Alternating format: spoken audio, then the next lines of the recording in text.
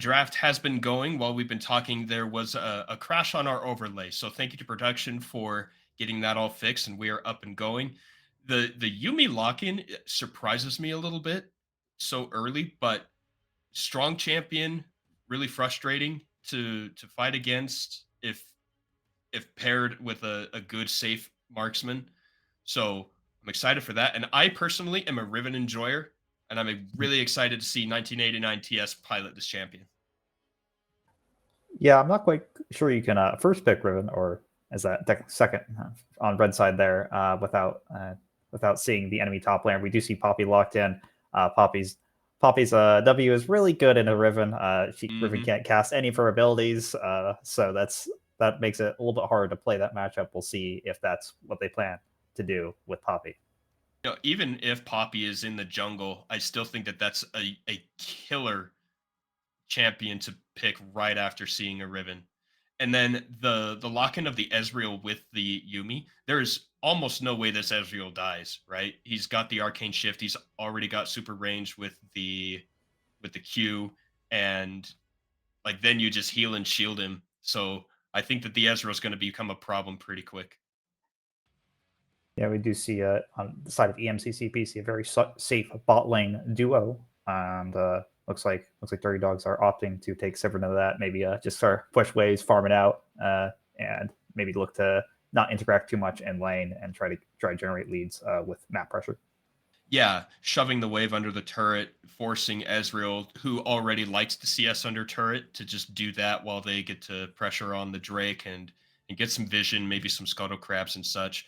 What what support would you like to see paired with that, or do we think that's what the Maokai's job is to assist in that way? Malphite's a good flex here if you want to run him support. Basically, you're trying to think of any support that goes with the Sivir Death Ball comp. Trying to think of something like Braum or just a just some Leona, Nautilus, anyone who just wants to. Nautilus would be actually quite good here because Mm. his ultimate can follow depth charge can follow Ezreal's arcane shift, and that makes it much easier to get on top of Ezreal, which is going to be a big problem for the side of Dirty Dogs if in team fights. Okay. Well, the Mel that you were talking about is seen. It is banned, but it is Hmm. seen. Syndra locked in for the Dirty Dogs. And that's interesting to me. I would have thought that we would see either the support or a confirmation on the jungler instead of the solo lane pick there. But I don't know. The Dirty Dogs have to have something in mind. Yeah, we do have the counter pick support angle here for last pick. It looks like, unless of course Maokai is still being flexed as the support option, and they're think of maybe a counter pick jungle instead. We do see EMCC PC round out their comp with Galio and Vel'Koz, so they're going to be able to protect their Ezreal very well, and uh, we'll see if Dirty Dogs are able to get through the Galio shields, the Yumi shields, and get be able to kill the backline during the game. I know that Billy Harold is a Galio enthusiast. He's very good with the champion, loves to play it, and will probably do a lot of good against the Riven on the top side. So that does confirm the Poppy in the jungle. And then the Nautilus locked in, as you suggested. I think that's a great pick. It does round out the Sivir Deathball comp, as you called it. Sivir is a really strong champion whenever you want to dive, whenever tanks are strong, whenever crowd control is overly prevalent, because it allows all of your champions to get in and do what they do best when there are no other usual gap closers. And so I really like what Dirty Dogs has put together. There's a lot of stop the other team from moving spells. And so that's exciting to see. Yeah, and we'll see what happens here. Nautilus, like I said, it seems like a good pick to connect with the Ezreal here, and uh, kind of worried. I'm kind of worried about the Vel'Koz because he's much less slippery target, and we'll see if their EMCC's PC is able to protect the Vel'Koz in these key team fights. No mobility champions like that into something like Nautilus is going to be real hard to even be on the same screen. Right. And so Sanjeev is going to have to play exceptionally safe and take really, really great care about when he uses his flash. If he burns it real quick without, trying to juke out a skill shot or trying to get to his team and survive a couple hits, then the repeat gank is going to be a really big problem, especially like you said, no mobility whatsoever. So good map awareness from Sanjeev, using his E to knock people away before they can engage, those type of things. Otherwise, the Vel'Koz is going to be in a lot of trouble. But on the other side, the bottom lane is one of the most obnoxiously safe duos that I've ever seen. And that's going to be a frustration point for the Dirty Dogs, I would imagine. Yeah, overall, I do like the draft from Dirty Dogs. I do feel like the order was incorrect into this. You could have picked Nollis much earlier in draft, and maybe avoided seeing Riven counterpicks, or maybe pick a different mid laner if you saw the Galio come out. But overall, I think they'll be pretty strong into this matchup. One of the things EMCC PC is lacking to disrupt the Sivir Deathball comp to me is a split push threat that will keep them apart. Obviously, they have Riven. Riven's a better split pusher than other typical top laners like Ornn that might fit really well with the Sivir comp. So that might be something that they'll struggle with as well as split pushing to try to separate the team members of Dirty Dogs, and that'll be interesting to watch, see if they're able to stand and fight those 5v5s. Right. I do think that Galio could be a decent split pusher. His ultimate, similar to how Shen is a good split pusher because he always has a way to join a fight. So as long as his team, the rest of EMCC is in the middle lane when he's in top or bottom, or if he's in mid lane when they're on either side, I think that could be an effective way to go, especially if you're running with the Sunfire Cape or the Hollow Radiance, able to push those waves, especially with his passive and the amount of AoE that Galio does. That might be an effective way to do it. And Riven isn't so good into tanks, right? She's very bursty, and her combo only does so much.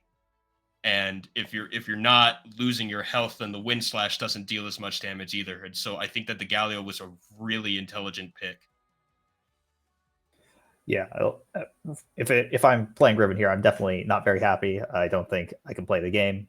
Realistically, I am probably running down a side lane for 20 minutes of the game and saying whatever. I don't really want. I'm not jumping into Poppy. I'm not jumping into Galio. It's not worth my time. Maybe I'll try to flash over a wall somewhere and combo the back line, but it's Ezreal and Yuumi, so we'll see. Oh man, right into the game. We've got the top lane cheese on the side of Dirty Dogs, and they're running straight into the bush top lane. They're looking for that early lead. This is something that they talked about on the dive, where it is easier to get into the top side of the map. Oh, but hold on. Did we see it? Oh yeah, Billy Harold is spotted out in the top side jungle. He gets hit by the Nollis hook, and he goes down. Smart doesn't have flash, doesn't use any of the sums there to try to escape after that hook connects. So that's first blood over to Dirty Dogs. That's going to be killed on Riven, by the way. So very nice lead for the top lane. She's going to get a free pair of boots. Yeah, Riven is one of those champions that if you don't get ahead, she becomes really, really hard to play effectively. So the boots being a really big deal because all of her spells being mobility based actually travel farther with your movement speed. It's not by a lot, but it's enough. And you get this weird ability to move further along the map. And so that's a great pickup there for 1989 TS. Great start for the Dirty Dogs.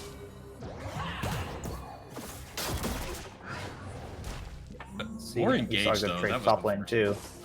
Billy Harold's already very low after that first trade with Riven. I was sort of imagining the Poppy matchup top lane, but unfortunately, Ignite comes down from Riven as well. He's going to get a second kill on the first wave there. It's pretty far ahead. Hook lane from Nollis there, but Yumi's shield keeping reasonably safe. There's some pokes coming out from Sivir as well. They're going to be a little low. But this start is interesting to me. The Sivir starting with Cull. This is more of a farming choice than a harder push because it doesn't give you any attack damage. So the Dirty Dogs are probably thinking that they are stuck in this lane here, so you might as well get extra gold with it. I can see the reasoning behind it, but I want to say I would have preferred to see the Doran's Blade there instead. Yeah, we did see the bot laners handshake farming ruins. We see Tier start on Ezreal versus Cole start on Sivir. The way the Dirty Dogs are playing it, though, they're very aggressive and they're getting some pretty good trades off. It's not maybe not quite as rewarded for doing that, but oh, and we have a pause. Looks like a disconnect from Man with No Life. Which can we agree that that's one of the greatest names in the history of League of Legends usernames? I think it's funny that anyone who uses numbers in their name now, that you can just have your name be whatever you want. It's really funny to keep them. So you can keep the zeros for the O's and stuff. All that league speak. That used sort of a bygone era in League of Legends, since you don't have to do it anymore to get the name you want. Yeah, with the tags and all of that. Yeah. So one of the big things here is I was not expecting the quick second kill on the Galio up top. I imagine it has to do with tanks are weaker in the beginning part of the game. They're not as tanky. They need the items and the health. They need to scale a little bit, whereas damage champions, especially with the adjustments to the runes to give all of the adaptive force, have this advantage in the beginning part of the game. So it was an unexpected second kill, and it caught the EMCC off guard a little bit, but Billy Harold has adjusted nicely, and he has been staying back and trying to farm at a distance. So good for him at recognizing that he does not have advantage at this point in the game. Yeah, I think we did see 1989 TS do a very good job of keeping up his Conqueror stacks in lane, and by being able to rotate through multiple rotations of those broken wings, he's able to pick up a lot of damage and convert that into a kill. Right, we are back. Not too long of a pause. I think that's good news. And Man with No Lie has come back. That's great news for EMCC. Yep, we're seeing that Riven hasn't back just yet, so we haven't seen the full power of that extra kill. But she's continuing to trade in top lane, and Galio's getting a bit low here as the junglers finish up clearing from bot, full clearing from bot top side. See now guy on the Rift Scuttle here. Just finished that as well. Ooh. I think that 1989 might be in some trouble. Yeah, jumped over. 1989 just jumped over the Gromp, and I think Mammoth fell like slide just a little early. Riven actually picked up the Gromp here, and now Team EMCC is split up here. You see Vel'Koz coming from the mid lane to try to help, but Syndra is able to push him out and pick up the kill on Man with No Life there. Another kill going over to Dirty Dogs. Great roam from Christensen, just seeing the play as it was being called. Actually, let's be real. 1989 jumped over the wall specifically to attack that Gromp. We can see the ward there in the jungle.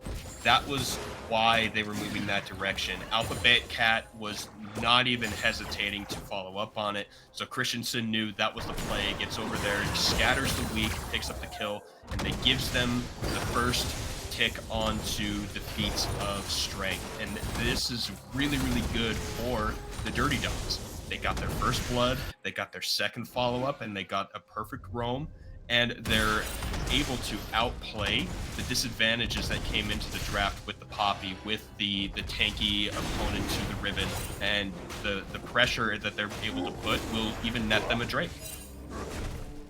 Yeah, that was some very good jungling from Alphabet Cat. Saw that the Rift Scuttle was free, and I think Dirty Dogs were able to deduce that Man with No Life hadn't quite completed his clear yet, and they checked the Gromp and got really nice, put themselves very ahead with that move. You know, even with the faded ashes here, Maokai deals so little damage to this dragon. That took so long. Yeah. Let's see. You see some farm bleeds. Top lane's farm bleed is already 40 CS 6 minutes in. 19 ATS can do whatever you want. We see Billy Harold trying to taunt him underneath the turret, but he's just out of range, and there's a plate goes over 19 ATS too. And as no life is here, blocks Riven's dash, but she's level 6 already. She actually played the exile and one slash and a knight. Gonna take out Man with no life, but Sanjeev is here as well to pick up the shutdown onto 99 ATS. Really nicely. A decent trade for EMCC considering how far behind we are in top lane. Unfortunately, it doesn't quite relieve top lane since Billy Harold did not get him too much gold from that kill. No, he did get assist gold, and that was shut down over to the Vel'Koz, and it might be taken away almost immediately. But the good news is, and I mean this in the most friendly way possible because I also am a Riven enjoyer, but that was a classic Riven move. Yeah, we'll see a fight on Void Grubs now. Billy Harold just spotted out Alphabet Cat on the Grubs. Man with no life is here as well, but Nova's rotated up from bot lane, and there's going to be a numbers advantage on the side of Dirty Dogs. Looks like EMCC is opting to give over the first 3 Grubs to Dirty Dogs. Very, very strong showing from the Dirty Dogs. Another fight, though. Yeah, but 19 ITS is still running through a jungle. They're on the Gromp respawn timer. 19, he's taunted underneath the turret, takes a ton of turret damage, and with no life, escapes barely with his life. 19 ITS. Nova is just running into the turret. Uses the Riptide, gets the auto, and trades a kill. That was psychotic. Sanjeev's also picking up a kill on Alphabet Cat, who is trying to finish off the Gromp. He's going to pick up CS. Now he's going to activate the disintegration rate. Alphabet Cat is going to switch advance forward and is able to get behind that. The barrier! Christian TX is blasted and then almost finished off Sanjeev with the unleashed power. But no ultimate singular. Wind Slash comes out from ATS. Blade Echo just came up, and still going to die. He's going to blow all the Sunroos and just barely not make it out. This game is delivering. And like we said, every single time a new team joins the PLC, it gets bloodier and bloodier. Like, how? We're at the 1 kill a minute, so it's not quite as bad as some of the other games that we've seen, but the Ruinous Otacon is coming without a doubt. People are dying all over the place. Even on the bottom side, the way that the marksmen are trading is just insane. I've seen a bunch of the prowling projectiles blocked, but then the spell shield doesn't stop the mystic shots, and more fighting. Yeah, I said from Nova as Ezreal arcane shifted forward there. A nice trade. Ezreal's slightly up on CS here. It's almost even, so nothing too exciting happening in the bot lane, or at least they're going relatively even, whereas the rest of the map is struggling a bit. Yeah, I really like how EMCC is handling this. They're keeping themselves calm. They're sticking to their plan. Except this was a little awkward. Very nice arcane shift from Ezreal to cancel the Nautilus hook, and a little bit of fight over vision before bot lane returns back to lane. But this is what I'm talking about. The way that Radonus is playing with Server Panda down here. Oh, maybe not. Yeah, arcane shift on cooldown for a second there, and the second it does go through, we do see the Yuumi ults come out as well to try to just dissuade the engage, and it does at the cost of a major cooldown. Yeah, Radonus and Server Panda are doing their job, right? They're down here farming. They already 222 on the tier. That's great, right? Yeah. Stacking with the tier, have your sheen, you're farming fine, and you're safe. And it's doing good things for EMCC. Now, there is a trap here that is being laid by the Dirty Dogs. They want EMCC to come and try and stop the proxy. But here's the thing. You keep your vision up in the jungle so that you keep a hold of that, but you cannot try and stop the proxy. Just accept the free farm on the top side. Let Galio get that gold. Let him keep up, because he is really far behind. Just look at the numbers. And so, staying up here like this, he's not going to take a whole bunch of damage from the minions, especially with this Glacial Shroud. So, let him do that. Let the proxy happen. But you need to get some vision up on the top side unless you decide to fight here for a drink. Yep, the man though like going on Alphabet Cat and there, and they'll cause finishes off life from disintegrate. A very nice knockup from Sanjeev is going to kill. Bredonos is chasing down Nova. Nova's got to throw the hook in and is going to die for that. Sanjeev picks up the kill there. Man with no life is continuing. The EMCC is maybe looking to fight Sivir on the turret, but Christensen is behind them. He hits them with a 3-man stun, and 19 PS is here as well. Flashes forward and slash takes out Sanjeev. Broken wings forward. Bredonos is kiting as best he can, but can't survive this. He gets into the alcove. 19 PS is on top of him. Gotta pick up a double kill, and then there's one lone Yumi.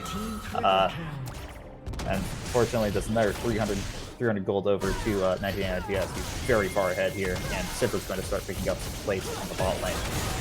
It was so close to a great set of plays for EMCC. Bredonos is a problem. He was doing so much damage. He was doing exactly what he was designed to do. He's been farming, he's been buying his items, and he was wrecking these guys, especially with the help of Man with No Life and Sanjeev, setting up that kill onto Alphabet Cat.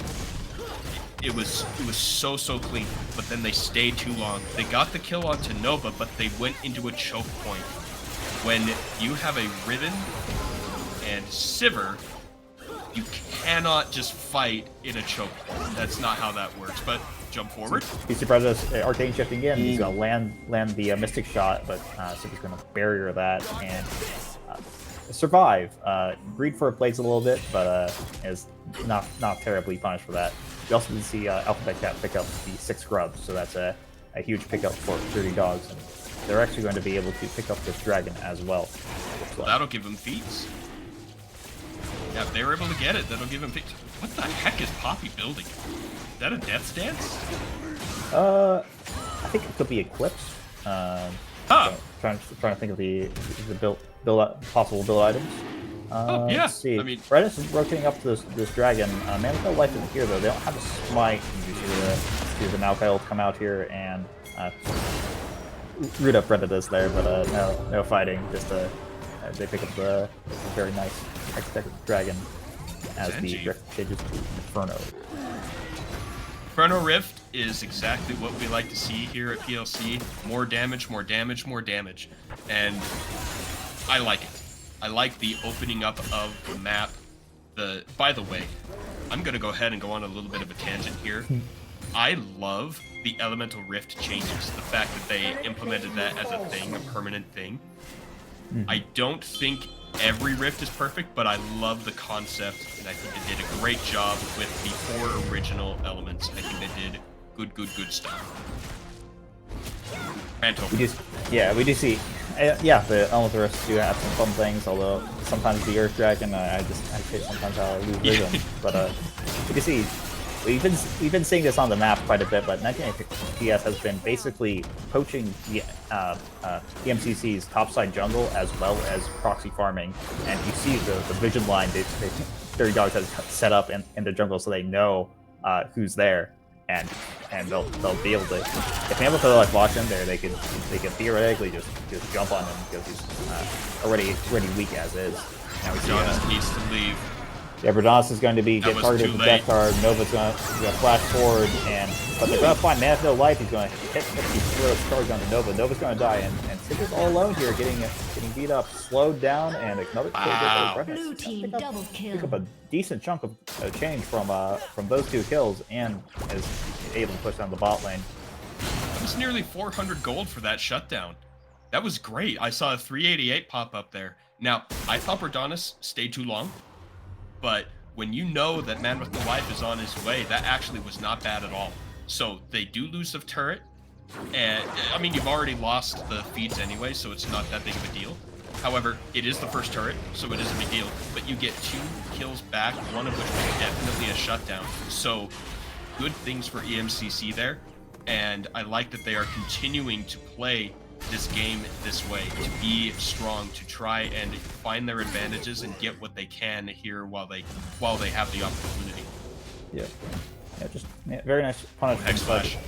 see, oh, Nova's hex flashing over the wall into EMCC's jungle. 1990s here is after all. There's been a bit of a farming throw. Lands on Riven. Ethan's verdict hits Nova, but Nova actually disjoints it with the hook. Oh my! 1990s just found Sanjeev and is in the back line on top of Readiness. Billy Hero goes in very low. They're trying to do something about this room in the back line, but they're all going to fall. EMCC is going to drop as well, and double goes over to Christensen.